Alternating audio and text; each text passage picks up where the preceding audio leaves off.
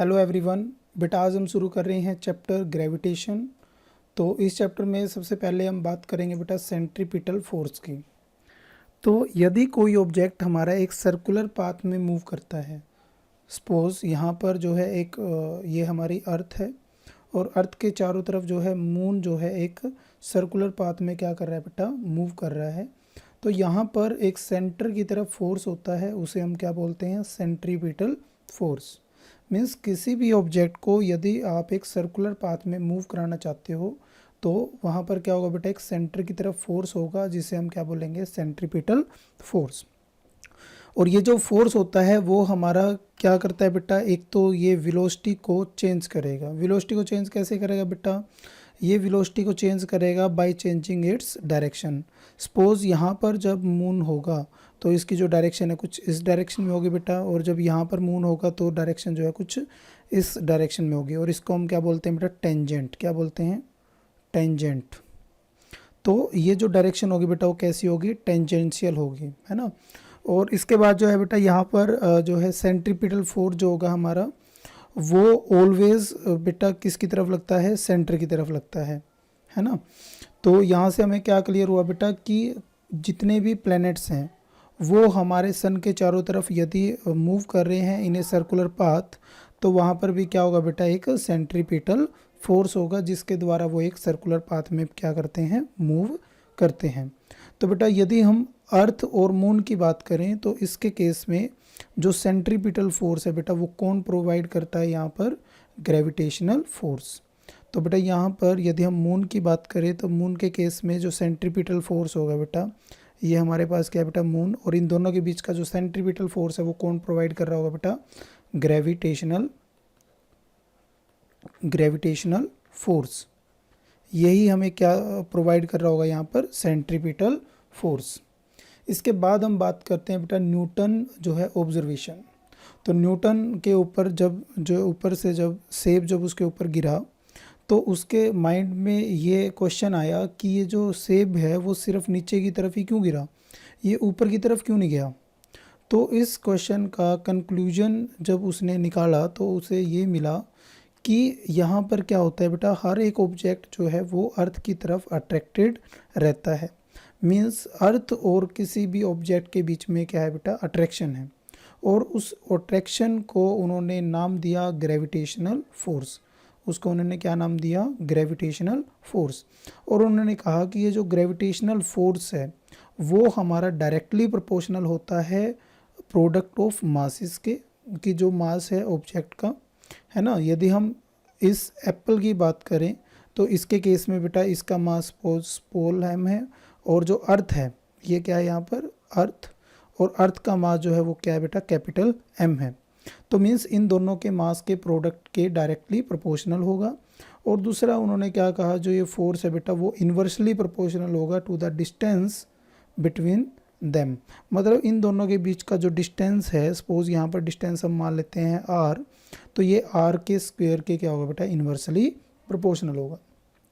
तो इसी को ध्यान में रखते हुए उन्होंने एक लॉ दिया जिसको नाम दिया गया universal law of gravitation by Newton.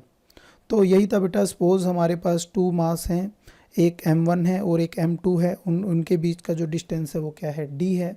तो इनके बीच में जो बेटा, इनके बीच का जो फोर्स होगा वो डायरेक्टली प्रोपोर्शनल होगा इन दोनों के मास के, और इन्वर्सली प्रोपोर्शनल होगा इन दोनों के बीच के डिस्टेंस के।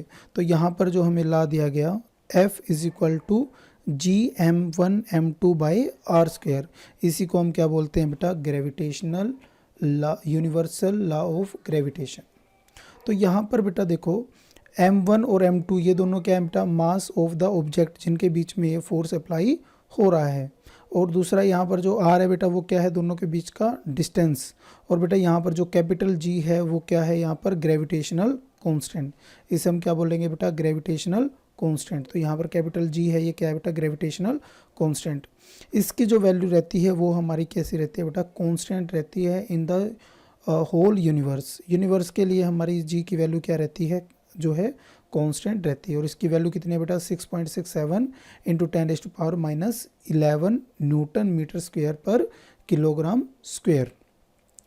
तो बेटा यहाँ पर इसकी यूनिट भी हम कैलकुलेट कर सकते हैं। तो यहाँ से जी हमारा किसके इक्वल होगा बेटा, F into R square by m1 into m2। Newton की यूनिट फोर्स की यूनिट हमारे पास क्या होती है बेटा, न्यूटन। आर की क्या होगी, मीटर स्क्वेयर। और यहाँ पर दो मास है तो एक की यूनिट क्या होती है, किलोग्राम। तो हम क्या लिख सकते हैं बेटा, किलोग्राम स्क्वेयर। तो यहाँ से हम इसकी यूनिट भी क्या कर सकते हैं बेटा, कैलकुलेट कर सकते हैं। तो यहाँ पर बेटा एक क्वेश्चन है, why we study the universal law of gravitation. हम क्यों स्टडी कर रहे हैं बेसिकली। तो बेटा यहाँ पर क्या है कि अर्थ का जो है अपना एक ग्रेविटेशनल फोर्स होता है। मींस जितने भी प्लैनेट्स हैं सबका क्या होता है बेटा, अपना अपना एक ग्रेविटेशनल फोर्स होता है कि कितने फोर्स से वो किसी भी ऑब्जेक्ट को अपनी तरफ क्या करेंगे, अट्रैक्ट करेंगे। दूसरा है यहाँ पर जो है, why the moon always move in a circular motion around the earth and the sun. तो बेटा यहाँ पर ये है कि अर्थ के चारों तरफ जो है मून जो है एक सर्कुलर पाथ क्यों फॉलो करता है। ये भी हमारा किससे प्रूव हो पाएगा बेटा, यूनिवर्सल लॉ ऑफ ग्रेविटेशन। तीसरा है बेटा, how the sun and moon can cause tide. अब ये टाइड क्या होता है बेटा, जैसे यहाँ पर ये हमारी अर्थ है और इधर सपोज क्या है, मून है। तो अर्थ पे हमें पता है बेटा 70% जो है वो क्या है बेटा, वाटर है। 70% क्या है हमारे पास, वाटर। तो जब इन दोनों के बीच में बेटा अट्रैक्शन होती है, अट्रैक्टिव फोर्स होता है, तो ये वाटर का जो लेवल है वो क्या हो जाता है बेटा, यहाँ से ऊपर की तरफ जो है शिफ्ट हो जाता है। और ये क्या बना लेता है बेटा, टाइड बना लेता है। तो टाइड जो बनते हैं वो भी किसकी वजह से बनते हैं बेटा, यूनिवर्सल लॉ ऑफ ग्रेविटेशन की वजह से। ठीक है बेटा। इसके बाद हम पढ़ते हैं बेटा एक्सेलरेशन ड्यू टू ग्रेविटी। तो एक्सेलरेशन ड्यू टू ग्रेविटी क्या है बेटा, सपोज ये हमारी अर्थ है और कोई ऑब्जेक्ट है, सपोज ये है हमारे पास एक ऑब्जेक्ट जिसका मास है स्मॉल m। तो बेटा इन दोनों के बीच का जो डिस्टेंस है, that distance is suppose d, जो है इनके बीच का क्या है, डिस्टेंस है। तो यहाँ पर नीचे की तरफ एक फोर्स लगेगा और वो फोर्स किसके इक्वल होता है बेटा, हमने प्रीवियस लेक्चर में पढ़ा था, F किसके इक्वल होता है बेटा, मास इनटू एक्सेलरेशन। और अभी हमने ग्रेविटेशन लॉ से पढ़ा है बेटा, F किसके इक्वल होता है, that is equal to G M small m by D square. तो बेटा ये दोनों फोर्स क्या होंगे, यहाँ पर इक्वल होंगे क्योंकि दोनों फोर्स हमारे नीचे की तरफ लग रहे हैं। तो हम इन दोनों को इक्वेट कर सकते हैं। तो एम ए हमारा किसके इक्वल हो जाएगा बेटा, that is equal to G mass of earth by mass of object by D square. तो यदि हम सरफेस की बात करेंगे, at the surface of earth, तो सरफेस ऑफ अर्थ पे हम क्या कह सकते हैं बेटा, जो डी होगा हमारा that is comparable to radius of earth. तो ये किसके इक्वल हो जाएगा बेटा, रेडियस ऑफ अर्थ के इक्वल हो जाएगा। तो हम यहाँ पर प्लेस करेंगे बेटा, तो हमारा जो फॉर्मूला रहेगा वो किसके इक्वल हो जाएगा, एम ए। और यहाँ पर जब at the surface of earth या near the surface of earth जो एक्सेलरेशन है बेटा उसको हम जी से लिख सकते हैं। और ये क्या है बेटा, एक्सेलरेशन ड्यू टू ग्रेविटी। ये किसके इक्वल हो जाएगा, G mass of earth mass of object by R square. तो यहाँ से m से बेटा m क्या हो जाएगा, कैंसिल। तो हमारे पास जो फॉर्मूला आ जाएगा वो किसके इक्वल आ जाएगा बेटा, g की जो वैल्यू होगी स्मॉल g की वो किसके इक्वल आ जाएगी, G M by R square. और इसी को हम क्या बोलते हैं बेटा, acceleration due to gravity. Acceleration due to gravity.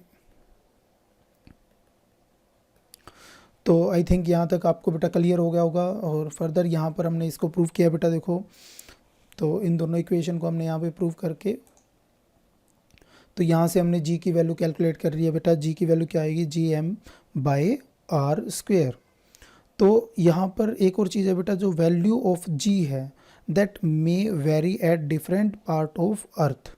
तो बेटा g की वैल्यू जो है वो डिफरेंट पार्ट पर जो है वो डिफरेंट होती है। मतलब ये डिपेंड करेगी किस चीज़ पर बेटा, ये डिपेंड करेगी हाइट पर, डेप्थ पर और शेप ऑफ द अर्थ पर। तो हम यहाँ पर देख रहे हैं बेटा, सपोज ये हमारी अर्थ है। तो अर्थ जो होती है बेटा बेसिकली स्पेरिकल नहीं होती है। अर्थ हमारी जो होती है वो एक जो है कुछ इस टाइप की होती है बेटा, प्योरली स्पेरिकल नहीं होती। मीन्स ये जो हमारा डिस्टेंस है और ये जो डिस्टेंस है बेटा, इन दोनों में क्या रहता है, डिफरेंस रहता है। तो इसको हम बोल सकते हैं बेटा, ये हमारे पास क्या है, पोल, और ये क्या है बेटा, इक्वेटर। इक्वेटर। तो हमने अभी पढ़ा है बेटा जी जो होता है, जी किसके इक्वल होगा, that is equal to G M by R square. तो बेटा यहाँ पर जी जो है वो कांस्टेंट है, मास ऑफ अर्थ वो भी क्या है, कांस्टेंट है। तो ये किस पे डिपेंड करेगी बेटा, आर पे। तो यहाँ पर देखो बेटा, यहाँ पर जो आर की वैल्यू है वो कम है, और यहाँ पर देखेंगे तो आर की वैल्यू क्या है बेटा, ज़्यादा है। तो आर की वैल्यू ज़्यादा होगी तो जी की वैल्यू क्या होगी बेटा, कम। और यहाँ पर पोल पर जो है बेटा जी की वैल्यू क्या होती है बेटा, मैक्सिमम, है ना। और इक्वेटर पे जो है जी की वैल्यू क्या रहेगी बेटा, मिनिमम।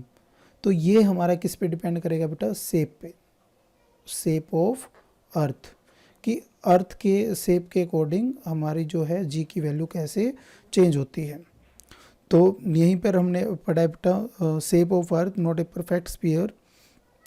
तो जी की वैल्यू ग्रेटर कहाँ पर होगी बेटा, पोल पर ग्रेटर होगी और इक्वेटर पे क्या होगी बेटा, स्मॉल होगी, है ना। और नेक्स्ट है बेटा, जो जी की वैल्यू होती है वो हमारी हाइट और जो है डेप्थ पर भी डिपेंड करती है। तो यहाँ पर इसको भी हम समझ लेते हैं बेटा। सपोज ये अर्थ है, तो जैसे जी हमने पढ़ा है बेटा, जी जो है वो किसके इक्वल होगा, G M by R square. R जो होता है बेटा ये डिस्टेंस होता है दो ऑब्जेक्ट के बीच का। तो यदि हम किसी हाइट पर चले जाते हैं, सपोज ऑब्जेक्ट हमारा एक सर्टेन हाइट पर है जो कि आर से क्या है, ज़्यादा है, तो यहाँ पर जी की वैल्यू क्या होगी बेटा, कम होगी। तो यहाँ पर जी की वैल्यू मैं लिख रहा हूँ मिनिमम, है ना। जी की वैल्यू क्या होगी, मिनिमम। या जी की वैल्यू जो है बेटा, जो हम कंसीडर करते हैं 10 मीटर पर सेकेंड स्क्वेयर, इससे क्या होगी बेटा, कम होगी। और यदि हम डेप्थ में जाएंगे, सपोज हमने अर्थ के यहाँ पर डेप्थ में जा रहे हैं बेटा, यहाँ पर भी जी की वैल्यू क्या होगी बेटा, मिनिमम, कम होगी, है ना। जी की वैल्यू इधर भी क्या होगी, कम होगी। क्यों कम होगी, क्योंकि यहाँ पर जो इफेक्टिव मास है बेटा, इफेक्टिव मास वो क्या हो जाएगा बेटा, कम हो जाएगा, वो क्या करेगा, डिक्रीज करेगा। तो इसलिए जी की वैल्यू क्या होगी बेटा, मिनिमम होगी। और सरफेस पर जो जी की वैल्यू है बेटा वो किसके इक्वल होती है, हमने अभी पढ़ा है वो किसके इक्वल होती है, 10 मीटर पर सेकेंड स्क्वेयर। तो यहाँ पर जी की वैल्यू जो है हाइट के साथ डिक्रीज करती है, डेप्थ के साथ भी डिक्रीज करती है। एट ऑन द सरफेस जो है इसकी वैल्यू क्या रहती है बेटा, 9.8। तो यहाँ पर कैलकुलेशन ऑफ जी यहाँ पर आप इजीली कर सकते हो। यहाँ पर जो मास ऑफ अर्थ है वो कितना है बेटा, 6 × 10⁻24। और जो रेडियस ऑफ अर्थ है वो कितने होते हैं बेटा, 6400 किलोमीटर। तो यहाँ पर इस फॉर्मूले में आप ये दोनों वैल्यू अप्लाई करोगे, और यहाँ पर जो जी की वैल्यू आएगी वो कितनी आएगी बेटा, 9.8 न्यूटन पर किलोग्राम इनवर्स। तो यहाँ पर जो जी की वैल्यू है बेटा वो क्या आएगी हमारी, 9.8 होगी। और इसी को हम कंपेरेबल कर सकते हैं बेटा 10 के, है ना। तो 10 मीटर पर सेकंड स्क्वायर यहाँ पर हम किसकी वैल्यू ले सकते हैं बेटा, जी की वैल्यू कंसीडर कर सकते हैं। अब नेक्स्ट है बेटा, व्हाट इज़ फ्री फॉल। तो यदि कोई ऑब्जेक्ट, जो हमने अभी वैल्यू कैलकुलेट की है जी की 9.8, यदि कोई ऑब्जेक्ट इस एक्सेलरेशन से नीचे की तरफ गिरेगा तो उसे हम क्या बोल सकते हैं बेटा, फ्री फॉल एक्सेलरेशन। उसे हम क्या बोल सकते हैं, फ्री फॉल एक्सेलरेशन। तो जब भी किसी ऑब्जेक्ट का जो एक्सेलरेशन है वो कितना रहे बेटा, ये 10 मीटर पर सेकंड स्क्वायर रहेगा, तो उसको हम क्या कहेंगे, फ्री फॉल एक्सेलरेशन। तो जब हमारा एक्सेलरेशन क्या रहता है बेटा, कांस्टेंट, तो उस केस में हम न्यूटन के जो तीनों लॉ जो हमने तीनों इक्वेशन जो हमने पहले पढ़ी थी, उन तीनों को हम क्या कर सकते हैं, यहाँ पर अप्लाई कर सकते हैं। तो यदि हमारे पास दो ऑब्जेक्ट है, दोनों के मास डिफरेंट डिफरेंट हैं, दोनों की जो वेलोसिटी होगी, है ना, नीचे की तरफ जो गिरेंगे तो वहाँ पर जो वेलोसिटी होगी वो क्या रहेगी बेटा, सेम रहेगी, क्योंकि इनका एक्सेलरेशन जो है वो कितना है, सेम है। क्योंकि जी जो है हमारा किस पे डिपेंड नहीं करता, मास ऑफ ऑब्जेक्ट पे डिपेंड नहीं करता। जो अभी हमने पढ़ा था बेटा, जो जी होता है वो किसके इक्वल होता है, G is equal to G M by R square. यदि हम दो ऑब्जेक्ट हमारे पास, एक 10 kg का है और एक सपोज दूसरा ऑब्जेक्ट हमारे पास है ये 100 kg का है, और दोनों को हम एक सेम हाइट से नीचे की तरफ डाल रहे हैं बेटा, तो यहाँ पर जो एक्सेलरेशन की वैल्यू है दोनों के लिए क्या रहेगी बेटा, सेम रहेगी। क्योंकि ये किस पे डिपेंड नहीं करता, मास ऑफ ऑब्जेक्ट पे डिपेंड नहीं करती जी की वैल्यू, है ना। तो किस पे डिपेंड करेगी बेटा, मास ऑफ अर्थ, और जी जो कि आपका कांस्टेंट है, रेडियस जो कि हमारे क्या है बेटा, यहाँ पर इन दोनों के बीच का डिस्टेंस जो कि क्या है यहाँ पर कांस्टेंट है। तो बेटा यहाँ पर हमने कुछ क्वेश्चंस हैं जो आप यूज़ करोगे इक्वेशंस का, उन क्वेश्चंस के लिए।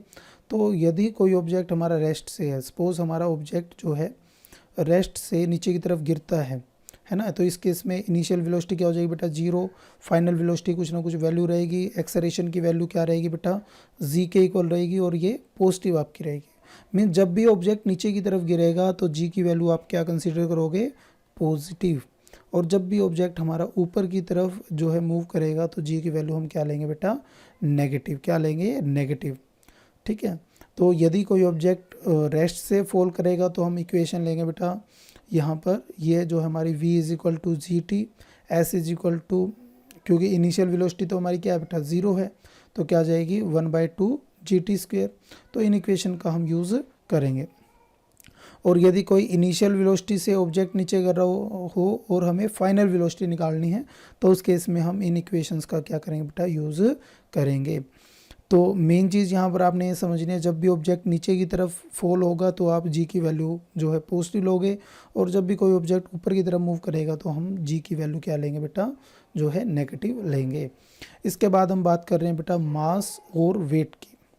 तो मास जो होता है बेटा वो क्या होता है, it is defined as the quantity of matter in an object. जो क्वांटिटी होती है बेटा किसी मैटर की किसी ऑब्जेक्ट के अंदर, उसे हम क्या बोलेंगे, उसका मास।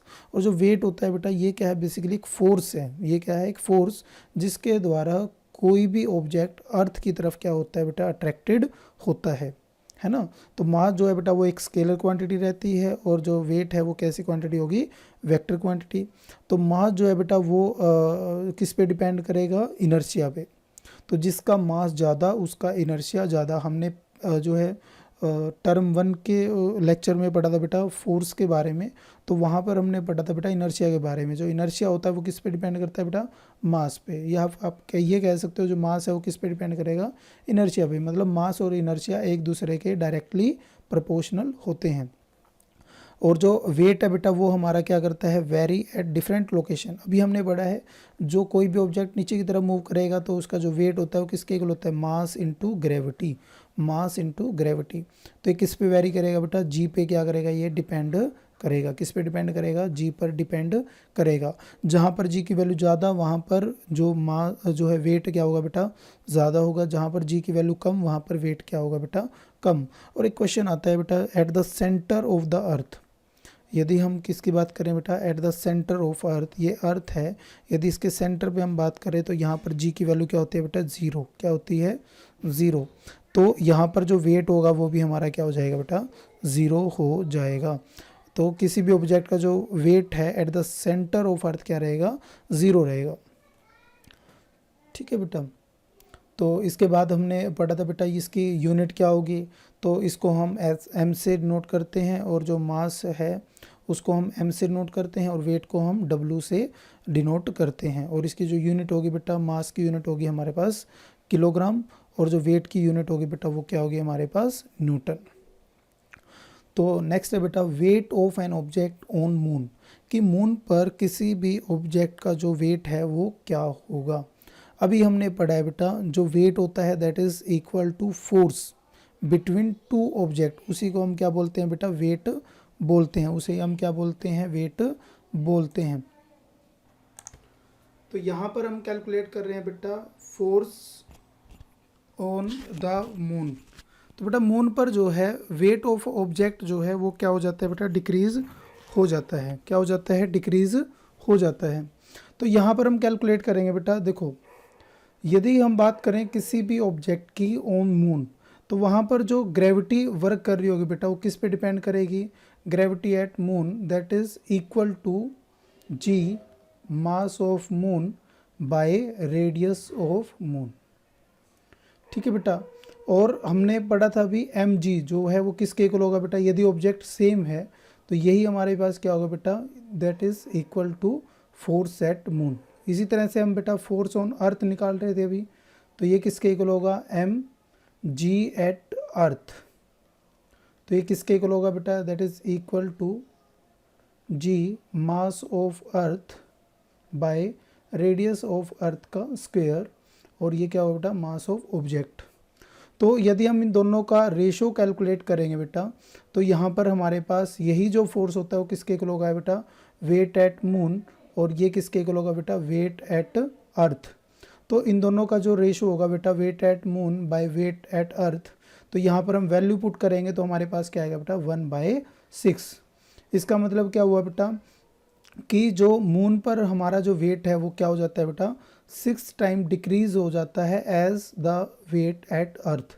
मीन्स यदि हमारा अर्थ के ऊपर वेट है बेटा 60 kg, तो यहाँ पर ये कहाँ पर है वेट है बेटा हमारा एट अर्थ, तो वेट एट मून हमारे पास कितना आ जाएगा बेटा 1/6 ऑफ वेट एट अर्थ। तो ये कितना आ जाएगा बेटा सिर्फ और सिर्फ 10 kg। मीन्स हमारा जो वेट है वो मून पर कितना होगा बेटा मात्र 10 किलोग्राम। तो ये था बेटा weight of an object on moon. इसके बाद हम बात करते हैं बेटा थ्रस्ट एंड प्रेशर की। तो बेटा थ्रस्ट जो है एक बिल्कुल सिंपल सा कॉन्सेप्ट है। यदि किसी भी प्लेन के ऊपर या किसी भी सरफेस के ऊपर यदि हमारा जो परपेंडिकुलर फोर्स होता है उसे हम क्या बोलते हैं बेटा थ्रस्ट बोलते हैं।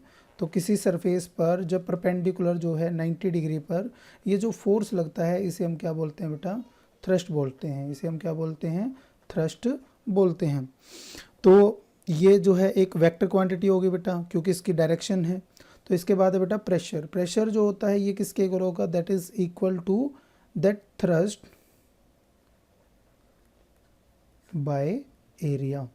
मतलब ये जो परपेंडिकुलर फोर्स है पर यूनिट, या इसको हम बोल सकते हैं बेटा फोर्स पर यूनिट एरिया। मतलब एक परपेंडिकुलर फोर्स जो लगता है पर यूनिट एरिया उसे हम क्या बोलेंगे बेटा प्रेशर बोलेंगे। तो इन दोनों में बस एक माइन्यूट सा डिफरेंस है बेटा। यदि हमारा फोर्स पर यूनिट एरिया पे लग रहा है तो उसको हम क्या बोलते हैं बेटा प्रेशर बोलते हैं। और सिंपल यदि वो किसी भी सरफेस पर लग रहा है तो उसको हम क्या बोलेंगे थ्रस्ट या फोर्स बोलेंगे।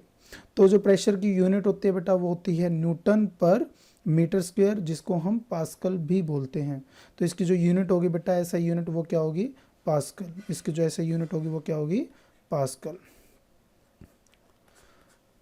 तो बेटा यहाँ तक हमारा जो लेक्चर था हमारे सेकंड टर्म में था। तो आई थिंक आपको ये बहुत अच्छे से क्लियर हुआ होगा। यदि किसी को कोई डाउट है तो आप कमेंट सेक्शन में मुझे बता सकते हैं। तो आज के लिए इतना ही बेटा। Thank you, have a nice day.